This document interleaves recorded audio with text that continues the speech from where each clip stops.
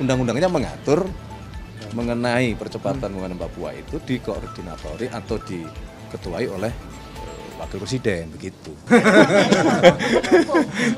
Izin Pak Ketua dulu, ini agendanya karena agenda Komisi 13. Jadi sebenarnya di dalam ada Undang-Undang Otonomi Khusus Papua yang di situ secara eksplisit bahwa percepatan pembangunan Papua itu adalah dikoordinatori atau diketuai oleh Wakil Presiden.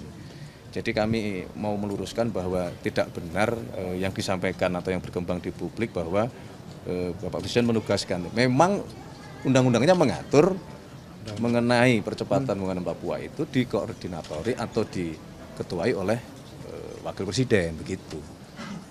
Tapi kalau sampai diberitakan bahwa dia akan Wapres akan berkantor ke Papua, itu memang sudah masuk dalam wacana atau konteksnya sampai sejauh mana?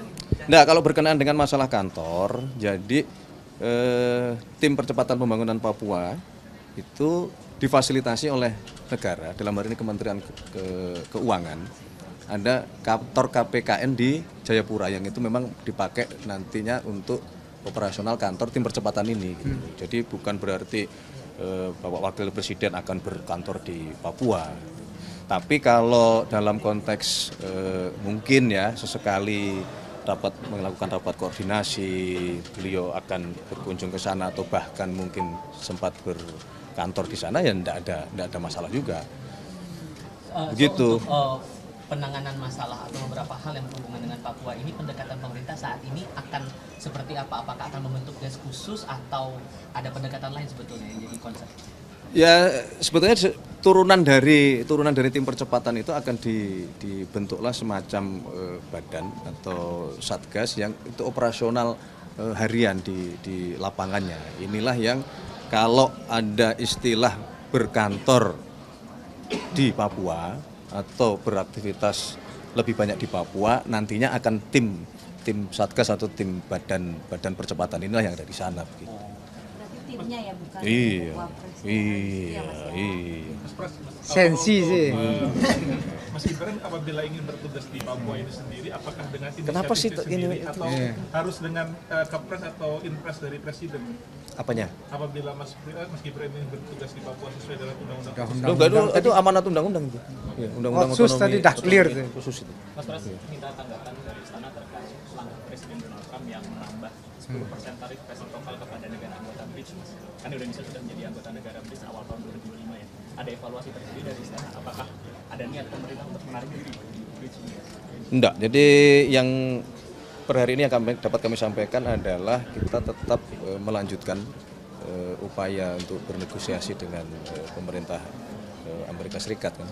Berdasarkan apa yang disampaikan Presiden Trump, di situ kan beliau memberi tenggat waktu sampai 1 Agustus. Nah, di jeda waktu ini tadi malam kami berkoordinasi juga dengan Menko Ekonomi ya, untuk kemudian melanjutkan kembali proses negosiasi. Di situ kan dibuka beberapa ruang juga. Gitu. Kalau kaitannya dengan rencana pengenaan kembali tarif 10% bagi anggota BRICS, kami merasa ya itu bagian dari keputusan kita kalau kita bergabung dengan BRICS yang kemudian itu ada konsekuensi, ya mau tidak mau harus kita hadapi kan. Akhirnya kan 32 plus 10%, jadi kan 42 nih bebannya. Ya, belum. Kan kondisinya sudah Belum. 30. Ini kan baru disampaikan begitu skemanya kan begini. Nah, ini kan masih ada waktu, masih ada jeda. Minta tolong aja kita doakan tim yang sedang bernegosiasi supaya bisa menghasilkan yang terbaik lah untuk bangsa kita. Gitu. Dalam 3 bulan itu apakah sempat ada deadlock nggak sih Mas, sejak tarif 32% awalnya disampaikan sampai sekarang itu kenapa angkanya bisa jadi tetap 32%? Ada deadlock nggak saat negosiasi antara kita dengan Amerika Serikat waktu itu? Ya bukan deadlock ya, namanya bernegosiasi kan saling memberikan tawaran gitu ya. Dari pemerintah Indonesia juga sudah memberikan tawaran kan gitu. Ya, kalau kemudian itu memang dirasa per hari ini ya belum diterima oleh pemerintah Amerika, ini kita coba lagi lakukan negosiasi ulang. Iya. Digeserkan itu apa sih Mas? Apakah masih sama dengan yang sebelumnya untuk negosiasi digeserkan dengan pihak masih sama sebelumnya ada regulasi juga ada tingkatan impor dari Amerika? Ya sebenarnya kalau kita merasa apa yang kita tawarkan kepada pemerintah Amerika sudah cukup menjawab apa yang selama ini dalam tanda kutip ya menjadi catatan dari pihak Amerika Serikat kan begitu.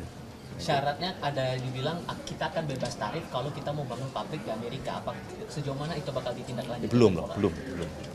Belum sampai ke sana, belum sampai. Kita lihat nanti. Mas Pram, ini sesuai dengan undang-undang otsus tadi Mas ya. Apakah Mas Gibran akan berkantor di Balik sana dalam lagi. waktu dekat? Hah?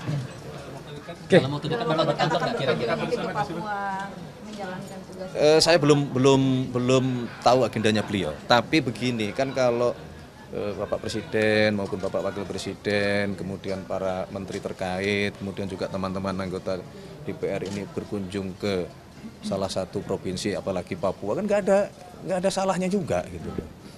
Kalau perlu ya memang harus sering-sering berkunjung ke situ kan.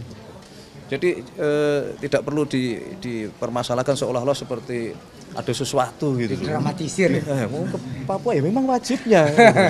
Wajibnya kita semua pemerintah, ya, apalagi kapasitas beliau sebagai wakil presiden yang sudah diatur juga di undang-undang otsus ya, nggak ada salahnya gitu.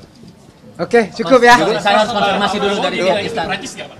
Aku selesaikan dulu di sini. Ya, kita selesaikan kami. Kalau selesaikan. kurang nanti kita ketemu Konfirmasi lagi. satu lagi, ini karena berhubung kan sudah 1 bulan suratnya disampaikan kepada DPR dan MPR. Menurut Anda mewakili eksekutif, apa tuh? masih perlu mendesak dan relevan tidak dorongan dari Forum Purnawirawan TNI untuk memasukkan Mas Gibran dari kursi wakil presiden? Aduh, saya tanya ke DPR itu kita nggak tahu kalau kita Tapi ada surat dorongannya masuk itu. akal tidak? Kira-kira dorongan untuk memasukkan Ayo, thank you. DPR. Apakah